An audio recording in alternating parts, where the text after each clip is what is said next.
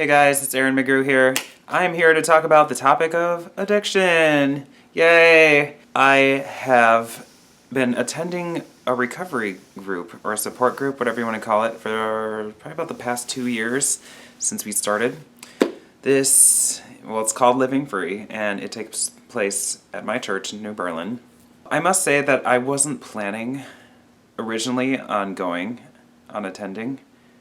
But pretty much the only reason why I started going was because I was asked by one of the leaders if I, basically would be a music leader for them and just open up in song. We'd open up with 2 songs every meeting. Things have kind of changed since then, but I've stuck around because, I don't know, I've developed a closer relationship with the people there.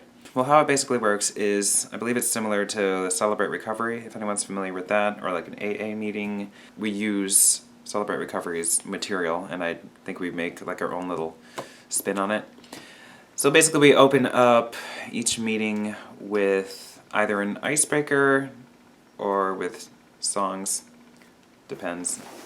Right now we've been on an icebreaker kick, just to, kind of open up, make everyone feel kind of comfortable.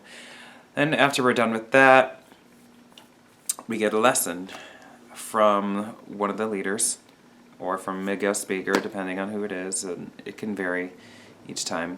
And then after that, we break off into groups by gender, and we have sharing time.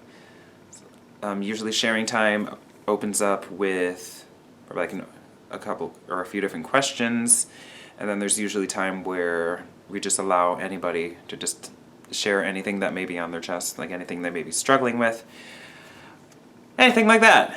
So yeah, when I first started going, I only came just because I was doing the music. But it was actually everything I needed. Because if any of you have been connected with me on social media, like that specifically, or even if you've known me in person, like you would know I've had some crazy days. I mean, I wasn't that crazy. I was very emotional, to just put it that way. I never was into drugs. I've never drank. I was never into like abusing or anything like that. I was just very, very emotional. I suppose there were times where I could be abusive, like with my words, like online. It was never directly toward people, kind of indirectly, but I was a pessimist inside. Like all these years I've battled with anxiety and depression and just isolating myself, Well, like being a part of this group, I really learned like a lot about myself. How like I have sort of an addict's mind.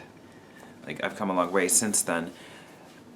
Our group specifically is for anyone battling with like hurts, habits, or hang-ups. So it's not specifically like substance abuse or anything like that. It could be like if you're feeling depressed, like you can come and share. If you're feeling lonely, it's like as long as you just keep your mouth shut about other people's problems and like what happens in these rooms, stay in those rooms.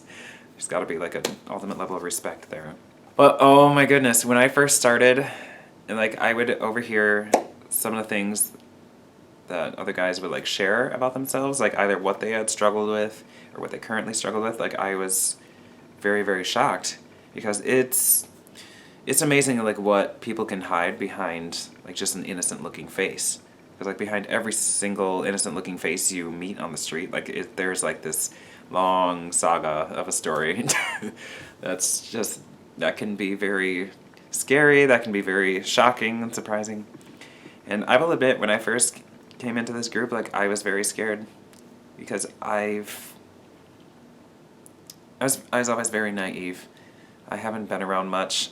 I was very privileged. I mean, as far as me being like very, very emotional and like kind of like a crybaby and always feeling like everyone was out to get me, it's like I had a really good upbringing. I mean, of course, in like every home has their struggles, like either small or great. But I was very blessed.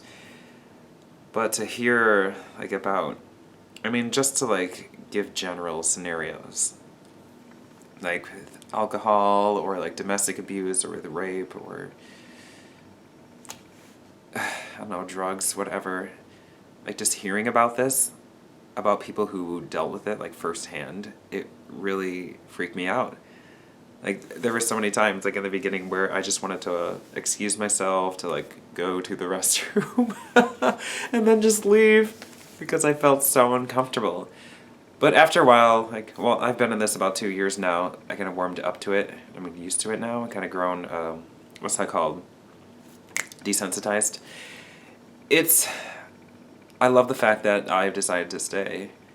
And like, I really really needed to hear all these things. Because what really helped me personally to grow, well, it wasn't so much like the information that was taught and the lessons. It was more hearing other people talk about their problems. Because I was always under the impression, well, like being so isolated, I was always under the impression that people were perfect. Because hardly anybody would ever come up to me and like just tell me their problems. And people don't usually wear their problems on their sleeves. Like, I thought they would. Because I was too afraid to like have conversations. So, like, when you're just walking around like in public and like people are just showing like their best side, or even online, like when people post stuff, like post pictures, they always post stuff like their good side. They post snapshots of them having fun or like all the good things in life. Hey, they got married, they're in a new relationship, they just had a baby.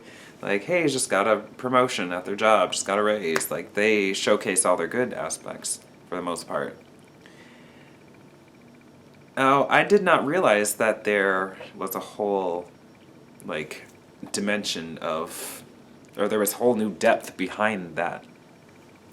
So, like, just to sit in these meetings, like, I would hardly ever share, like, in the beginning, like, things about myself personally, but hearing other people share, like, their stories, it was, like, it was extremely eye-opening to me, and it made me feel really, I don't know what the word is. It made me feel dumb, I guess you could say. Because, like, oh, I'm not the only person in this world with problems. News to me. Because I legitimately did not know. I did not realize that. And then it turns out that, like, after hearing about everyone else's problems, it's like, it really, like, my problems, like, paled in comparison to theirs. Like, not saying that makes me a better person, but, like, that really helped me out because I was legitimately, like, heavily depressed. Like, I was very constantly suicidal in my mind. I always dealt with anxiety because I felt like I had to be as perfect as I thought other people were. And that's a very, very extremely high standard that no one can meet up to. But again, I was not aware of that.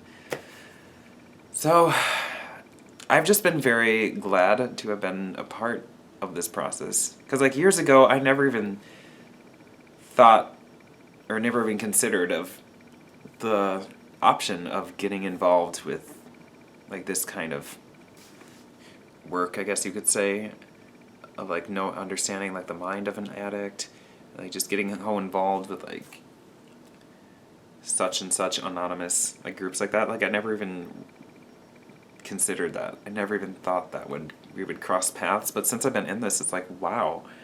Suddenly I'm like so surprised. And not only does it open up my mind for just being out and trying to function in the world, but even like in the church, because it helped me, it opened my eyes like in the kingdom of God, like as far as, like the church is basically supposed to be like one big recovery group. And that's how we should treat each other. Like there should be like a level of safety in churches. We should feel safe. We shouldn't feel attacked. And it should be a judgment-free zone. Well, the topic of judgment is a touchy topic.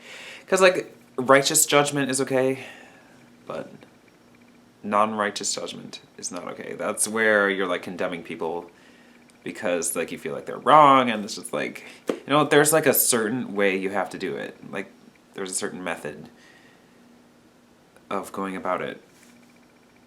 Because really we're supposed to love people, but you gotta love them enough not to enable them. You know, when you love somebody and that person is involved in things that, well, it makes them feel good, but truthfully it kills them.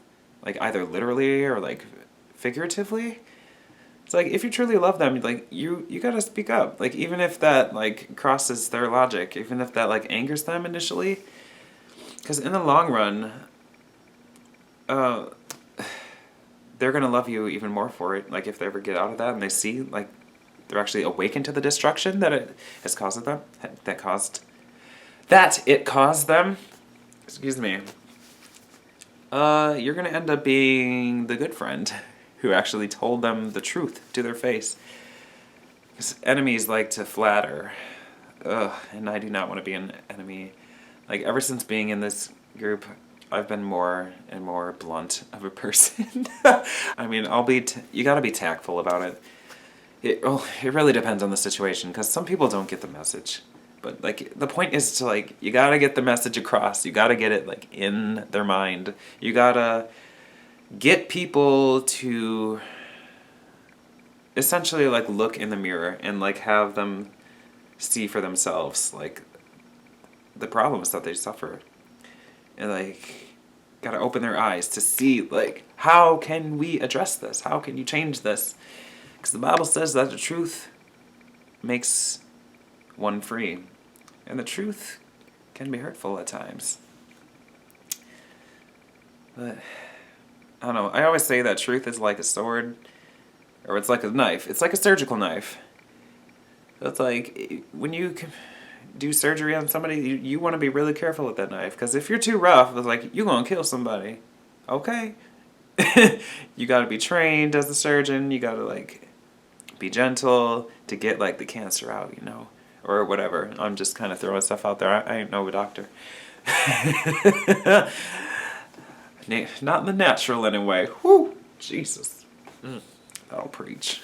But anyway, I just wanted to say that. So it's like, you know, you need to get you guys some friends, or find a group that just, that speak the truth, that tell the truth, who are not afraid to just get up and just be blunt. Because those are the kind of people I love to have in my life.